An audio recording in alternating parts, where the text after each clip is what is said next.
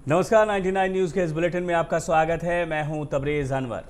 बढ़ते कोरोना संक्रमण को देखते हुए सरकार ने कई गाइडलाइन जारी किए हैं, जिसके मद्देनज़र धनबाद जिला प्रशासन ने भी सख्त कदम उठाने का निर्णय लिया है। उपायुक्त उमाशंकर सिंह ने आज मीडिया से बात करते हुए बताया कि अब जैप 3 में मास्टर कैंप बनाया जा रहा है, जिसके तहत प्रत्येक दिन फ्लाइंग स्क्वाड के माध्यम से कोविड गाइडलाइन का उल्लंघन करने वाले को जैप 3 में लाकर उनका कोरोना जांच किया जाएगा। साथ ही ऑडियो वीडियो फिल्म दिखाकर उन्हें अस्थायी कैद में रखा जाएगा, जहां से शाम को 4 बजे के बाद उन्हें छोड़ा जाएगा। इसके अलावा फाइन भी वसूला जाएगा। उपायुक्त ने बताया है कि पिछले 4 दिनों में संक्रमण में तेजी आई है।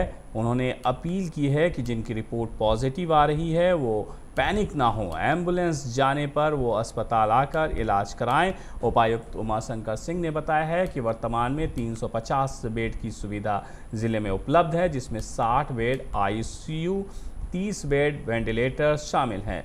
15 अप्रैल तक इन बेडों की संख्या 650 कर दी जाएगी। ज़रूरत पड़ने पर 1000 बेडों की संख्या की जाएगी।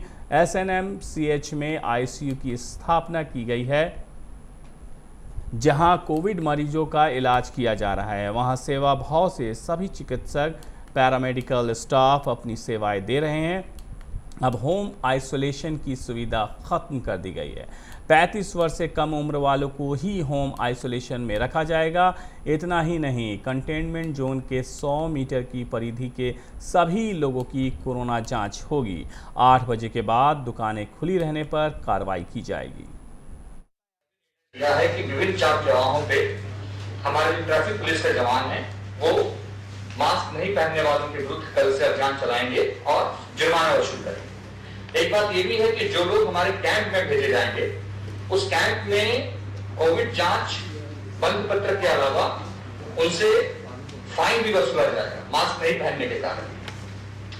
फाइन वसूलने के बाद उनको मास्क उपलब्ध कराया जाएगा और 4 बजे के बाद फिर उनको कैंप से विदा कर दिया जाएगा। तो ये एक बड़ा निर्णय था जो जिला प्रशासन की ओर से बताना था। दूसरा, आज का जो प्रेस वार्ता का दूसरा विषय है, पिछले 3-4 दिनों में धनबाद जिले में संक्रमण की काफी रफ्तार बढ़ी है और ये देखने को आ रहा है कि लोग अभी भी हमें सपोर्ट नहीं कर रहे हैं। जिला प्रशासन जैसे ही रात को लाइन लिस्ट आती है, हम आईडीएसपी को भेजते हैं और आईडीएसपी के द्वारा इंसिडेंट कमांडर के माध्यम से कोविड पॉजिटिव पेशेंट्स जो पाए गए हैं उनसे संपर्क किया जाता है और संपर्क करने के बाद जब उनसे आग्रह किया जाता है कि हम एम्बुलेंस भेज रहे हैं, आप कृपया हमारे कोविड हॉस्पिटल में आ जाइए। झारखंड सरकार की समाज कल्याण मंत्री जोबा मांझी ने मधुपुर चुनाव में यूपीए की जीत का दावा किया है। साथ ही कहा है कि जो परिणाम बेरमो और दुमका में बीजेपी को मिला, वही परिणाम मधुपुर उपचुनाव में भी मिलेगा। ये बातें मधुपुर चुनाव प्रचार में जाने के क्रम में धनबाद के सर्किट हाउस में मंत्री जोबा मांझी ने कही। मीडिया के सवालों के जवाब देते हुए कहा कि समाज कल्याण विभाग इस बार से विधवा और वृद्धा पेंशन बढ़ाने जा रही है, ताकि लोगों को इसका फ़ायदा मिल सके। मंत्री ने लोगों से अपील करते हुए कहा कि बढ़ते कोरोना संक्रमण को देखते हुए मास्क और सामाजिक दूरी बनाकर रखें, ताकि कोरोना से लड़ा जा सके। मधुपुर उपचुनाव तो आप लोग को जानकारी है ही, और उसी में हम लोग उपचुनाव कार्यक्रम में हम लोग जा रहे हैं। चुनाव में हम लोग दूरी बना करके ही अपना चुनाव प्रचार में काम करेंगे। दुमका चुनाव से भी कह रहे थे, दुमका चुनाव में भी कहा था 10 दिन में सरकार बदल जाएगी। हमला किसने कर रहा है, कहां पर कर रहा है, वो तो उनकी भाषा है, हम उस भाषा पर चर्चा नहीं करेंगे।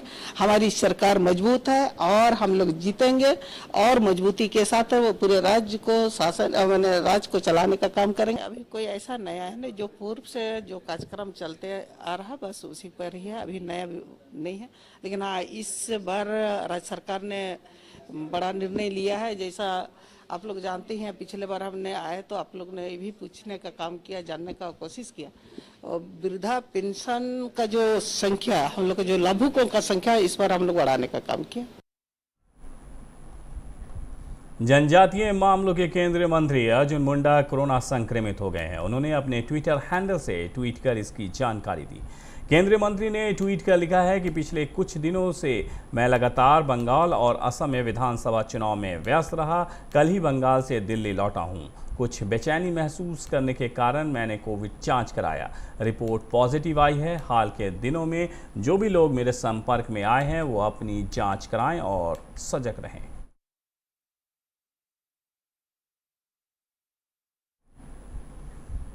कोरोना वायरस के बढ़ते प्रकोप को देखते हुए जारी गाइडलाइन के पालन को लेकर एसडीएम सुरेंद्र कुमार और डीएसपी विधि व्यवस्था सरिता मुर्मू ने आज हीरापुर पार्क मार्केट के सभी दुकानों और मॉल का निरीक्षण किया, जहां उन्होंने बिना मास्क के घूम रहे लोगों को सख्त हिदायत देते हुए मास्क लगाकर ही घर से निकलने की चेतावनी दी। तो वहीं कई लोगों को उठक बैठक भी करवाया गया, जबकि जहां अत्यधिक भीड़ लगी थी वैसे स्थानों पर कुछ दुकानों को बंद करने का भी निर्देश दिया गया। एसडीएम ने मॉल संचालकों को सख्त हिदायत देते हुए कहा है कि सभी आने वाले कस्टमर का रिकॉर्ड रखें और अत्यधिक भीड़ न लगाएं। कोई भी स्टाफ या ग्राहक अगर बगैर मास्क का पाया जाता है तो आपदा प्रबंधन एक्ट के अनुसार मॉल को बंद कर दिया जाएगा। राज्य सरकार इसके विषय में बहुत गंभीर है। कुछ गाइडलाइंस कल हम लोग को इशूज़ हुए हैं।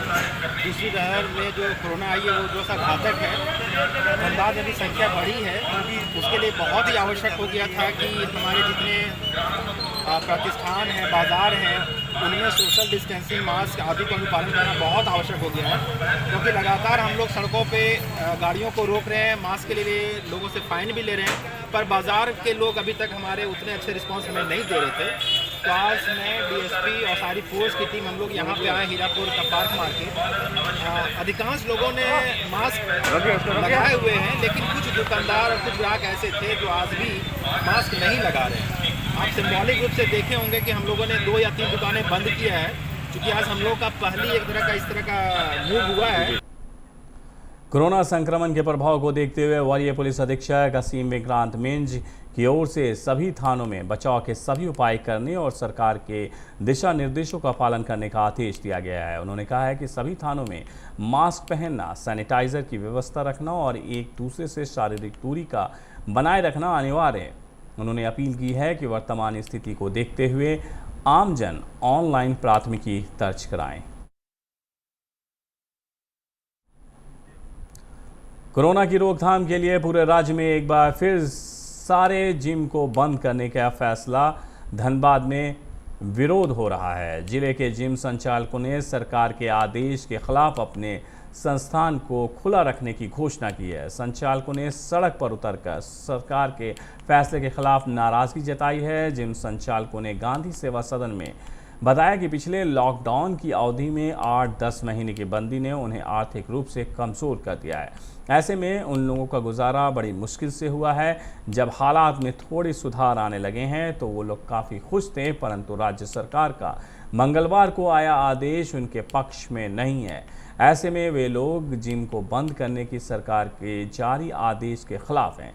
इसलिए इस बार वे कोविड संक्रमण से बचाव के नियमों का पालन करते हुए जिम खुला रखेंगे।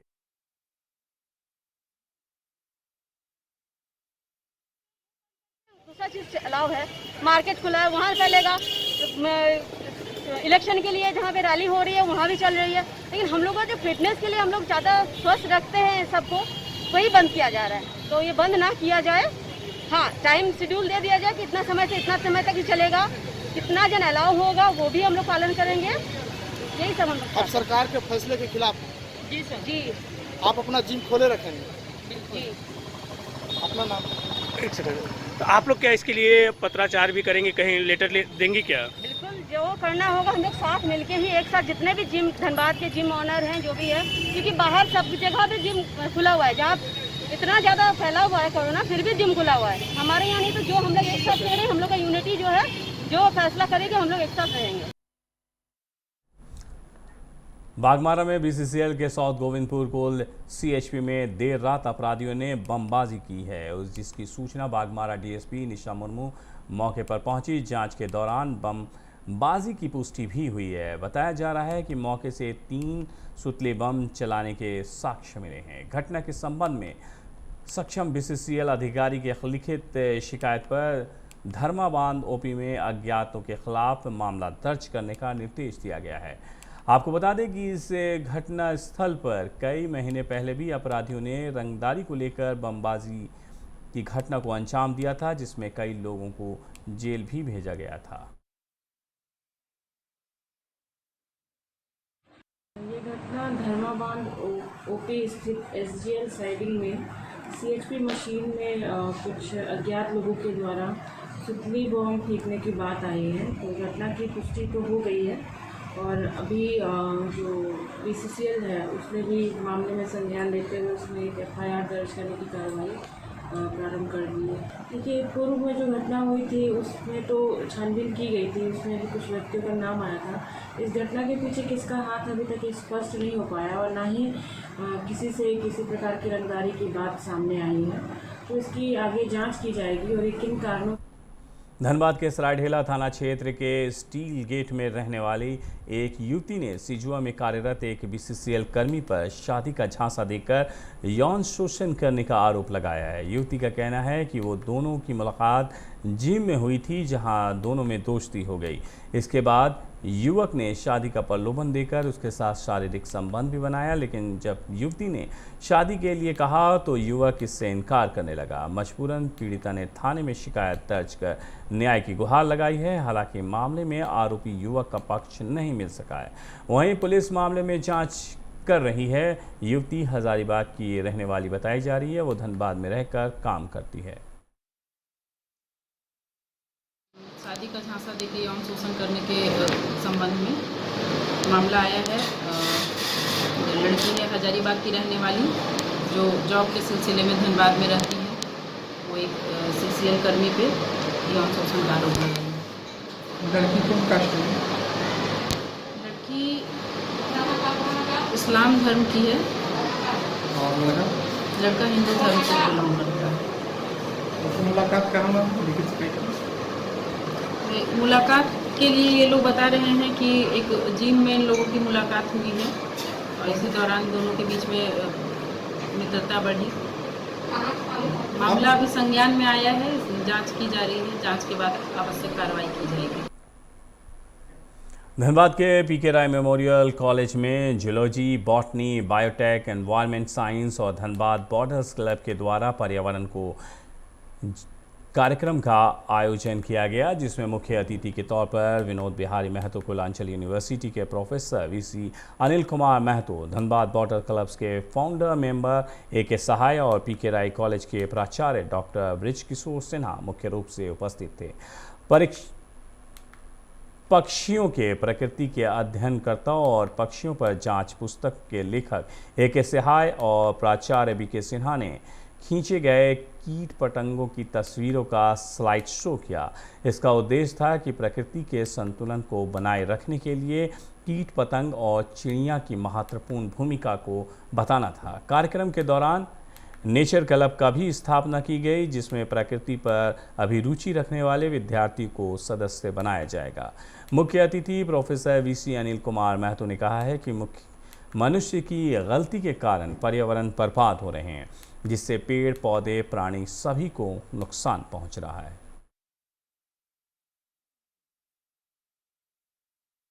एन एनवायरमेंटल अवेयरनेस प्रोग्राम आज पीके राय मेमोरियल कॉलेज में LT3 में ऑर्गेनाइज्ड हुआ था, जो botany department, zoology, biotechnology, environmental science और धनबाद बॉर्डर्स के द्वारा जॉइंटली ऑर्गेनाइज था।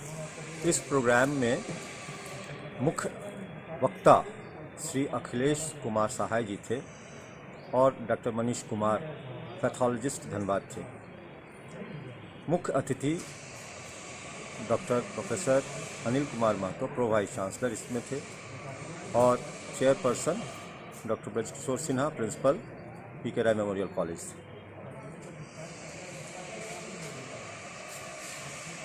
हाँ, अखिलेश के सहाय हुआ। मैं धनबाद बॉर्डर्स का फाउंडर मेंबर हूँ और BNSS का लाइफ मेंबर।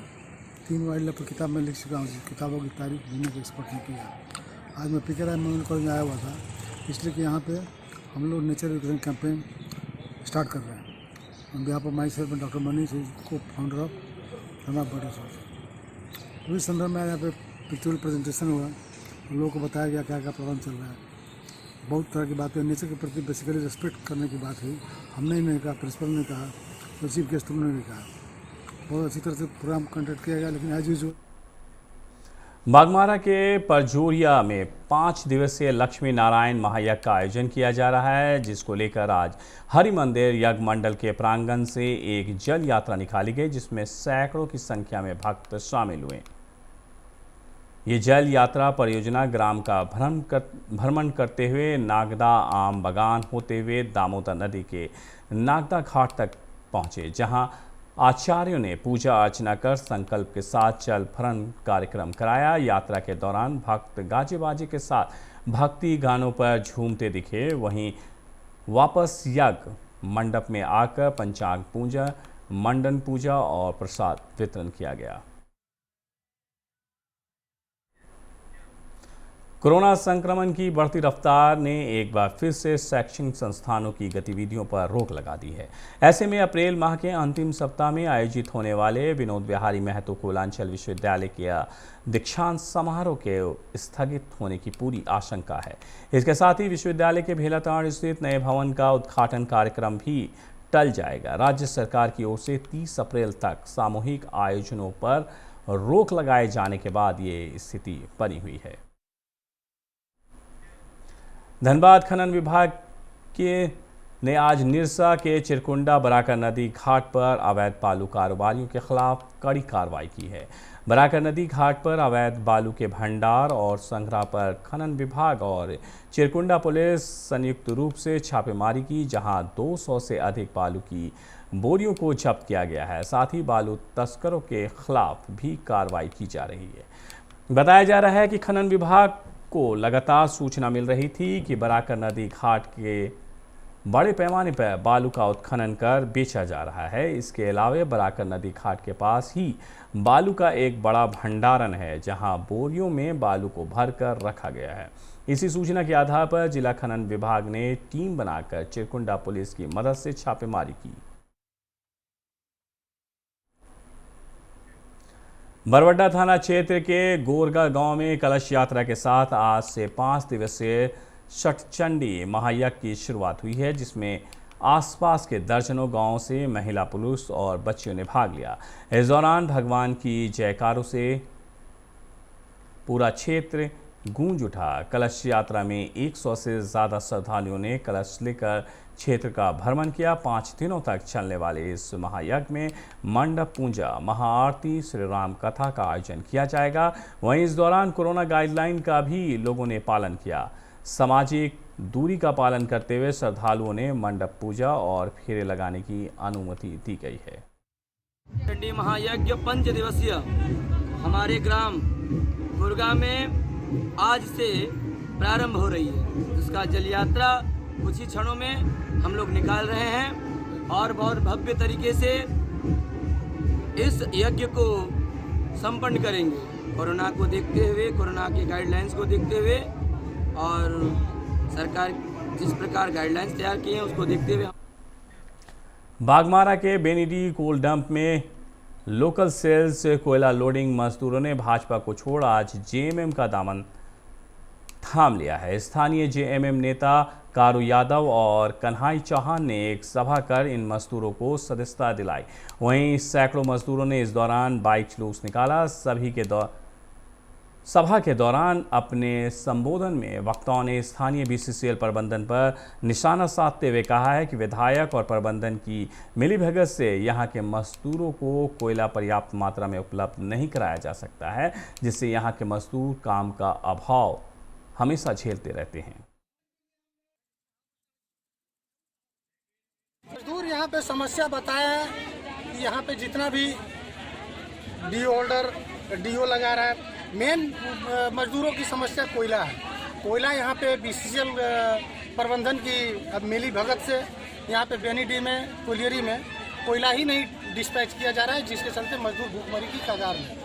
जी हाँ, यहाँ मजदूरी बिचौलिए कुछ ऐसे हैं, अब लोग को तो खुद ही पता है, ये सारे लोग बिचौलिए आज से 10 से 15 साल से जो उत्पन्न महामारी के उत्पन्न ये पैदा किए हुए हैं, वही लोग सारे खा जा रहे हैं मजदूरों के पैसे। लोग के पास में आया तो हम लोग इन लोग को दुख दर्द को समझे और आश्वासन देते हैं। कारू यादव जी जो बोल रहे हैं कि हेमंत जी का सरकार है, ये सत्य है। ये हेमंत जी का सरकार है, यहाँ किसी प्रकार का रंगदारी नहीं चलेगा। कारू भाई जो अभी बोले कि डीओ होल्डर भी खौफ डीओ लगावे, उसमें पूरा यहाँ का मजदूर, यहाँ का मुंशी पूरा डीओ होल्डर का साथ में है। यही नहीं, पूरा बंगवारा विधानसभा में लगावे डीओ। कोरोना के बढ़ते प्रकोप को देखते हुए बाघमारा बीडीओ सुनील कुमार प्रजापति ने प्रखंड के विभिन्न इलाकों में मास चेकिंग अभियान चलाया। इस दौरान बाघमारा और बरोरा थाना के प्रभारी भी दल बल के साथ उपस्थित थे। इस दरमियान बाजारों, दुकानों में लोगों को कड़ी हिदायतें भी दी गई। भीड़ ना लगाएं, खासकर बैंकों में जाकर मास्क चेक किया। साथ ही बैंक प्रबंधक को निर्देश देते हुए कहा है कि मास्क नहीं पहनकर आने वाले लोगों को बैंक में प्रवेश न होने दें और न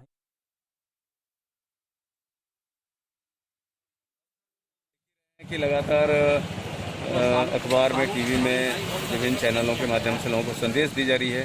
उसी प्रकार से राज्य सरकार और तदनुसार जिला प्रशासन की तरफ से जो हमें संदेश मिला है कि आदेश मिला है कि मास्क चेकिंग अभियान चलाना है। हर लोगों को हर हालत में जहां पब्लिक प्लेसेस हैं उस जगह पे जहां लोगों का जमावड़ा होता है, मास्क के झरिया के बोड़ागढ़ ओपी अंतर्गत भूतगढ़िया मोड़ के ग्रामीणों ने एक प्रेस वार्ता कर बताया है कि भूतगढ़िया मोड़ के पास वो लोग ठेला लगाकर 10 सालों से रोजी रोटी चलाते हैं, लेकिन कुछ दबंग लोगों द्वारा पुलिस प्रशासन के संरक्षण में उन्हें ज़बरदस्ती खाली कराया जा रहा है। ऐसे में उनके समक्ष भूखमरी की स्थिति उत्पन्न हो जाएगी। इसलिए ठेला लगाने वालों ने गुहार लगाते हुए कहा है कि जहां पर वो ठेला लगाते हैं वहीं PWD की ज़मीन है, जिस पर 144 लागू कर दिया गया है, जबकि उसी स्थान पर कम्मू खान नामक व्यक्ति अवैध भवन निर्माण कर चुका है, जो अपना मकान भाड़े पर चलाता है। उसे भी खाली किया जाए और उन्हें न्याय दें। सभी ने जिला प्रशासन से मदद की गुहार लगाते हुए आत्मदाह की चेतावनी तक दी है। शासन कुछ लोग आए थे, मुझे बोले ठेला हटाओ। मैं दुकान पर अकेली थी तो भी बोले जबरदस्ती तुम हटाओ ठेला, हटाओ ठेला। तो पापा नहीं थे दुकान पर उस समय। आज क्यों हटाओ ठेला? क्या बोले ठेला हटाओ तो उलट देंगे ठेला यहाँ पे ही। हमको जबरदस्ती कर रहे थे, ठेला हटाओ तुम हटाओ। पापा भी नहीं थे, हमसे कैसे हटता ठेला? हटाओ, जबरदस्ती कर रहे ठेला तुम हटा ही हटाओ। अगर ठेला मत जबरदस्ती बाबू बोले ठेला हटाओ हटाओ, कल से ठेला नहीं लगाएंगे। यही है कि हम लोग का धंधा बंद कर दिया गया है, समझे। हम लोग को प्रशासन कल आ करके हम लोग को धमकी दिया है कि तुम लोग यहाँ से ठेला हटाओ, नहीं तो तुम लोग का ठेला वाला चूल्हा वाला सब हम तोड़ ताड़ देंगे।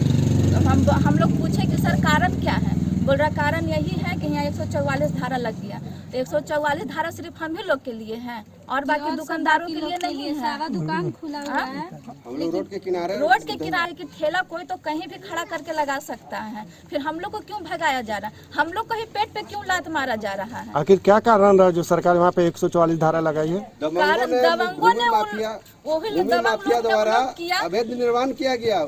आप लोग कारण रहा जो पुलिस वहाँ 144 धारा लगाया आप लोग का ठेला? लोग के कारण गरीब लोग को रोड के किनारे जो ठेला लगा खा रहा है उसे हटाया जा रहा है। पुलिस जबरन आके बोल रहा ठेला हटाओ।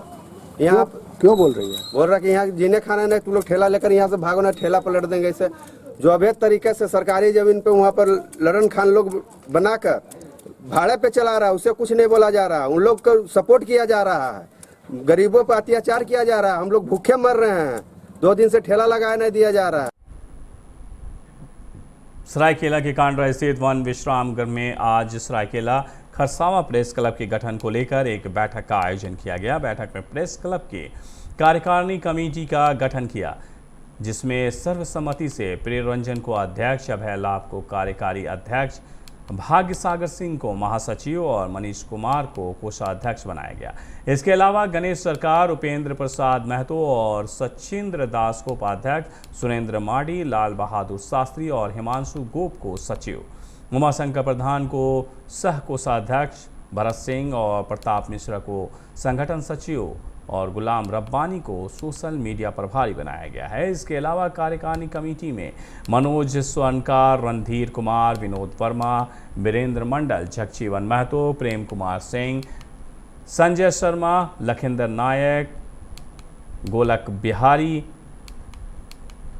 जबकि सलाहकार समिति में पिनाकी रंजन, शेख अलाउद्दीन इन सभी को रखा गया है।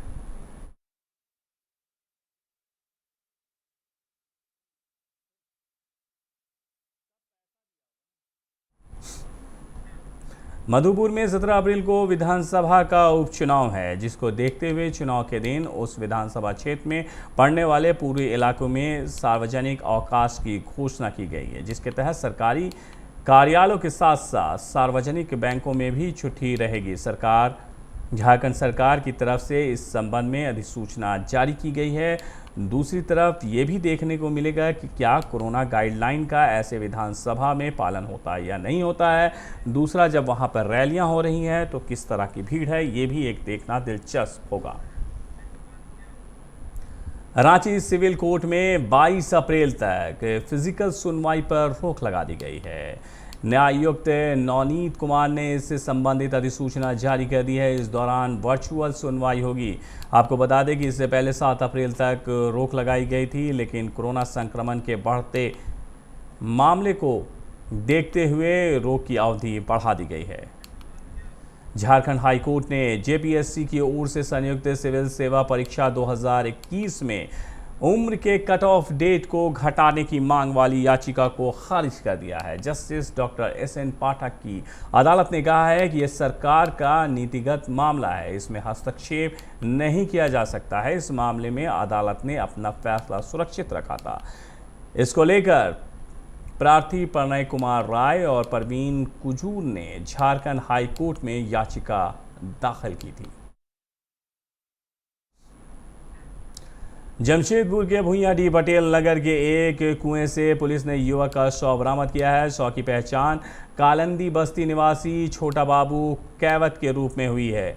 वो पिछले 3 दिनों से लापता थे। आज बस्ती की एक महिला कचरा फेंकने गई तो कुएं में शव को देखा। महिला के शोर मचाने पर आसपास के लोग मौके पर जुटे, जिसकी सूचना पाकर पुलिस मौके पर पहुंची और स्थानीय लोगों की मदद से शव को कुएं से बाहर निकाला। गिरिडीह के मुफस्सिल थाना क्षेत्र के बस्टो जंगल में मछुआ चुनने गई एक महिला को हाथियों के झुंड ने कुचलकर मार डाला।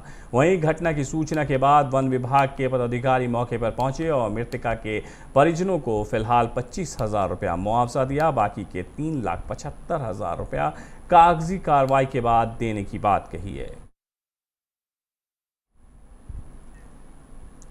मोतिहारी के तुर्कौलिया में जमीन विवाद में एक युवक की जान चली गई। हत्या का वीडियो इस वक्त आप अपने टीवी स्क्रीन पर भी देख सकते हैं। घटना तुर्कौलिया थाना के मजार गांव की है, जहां महज 10 धुर जमीन के लिए लोग आपस में लड़ रहे थे। तभी एक युवक ने पिस्टल निकालकर इस युवक के ऊपर गोली चला दी, जिससे उसकी जान चली गई। गोलीबारी में पूरी घटना गांव के युवक ने अपने मोबाइल में कैद कर ली। ग्रामीणों की माने तो इस बात को लेकर पहले भी पंचायत हो चुकी थी, लेकिन मामला नहीं सुलझा था और अब इस पूरे मामले को लेकर एक युवक की जान चली गई।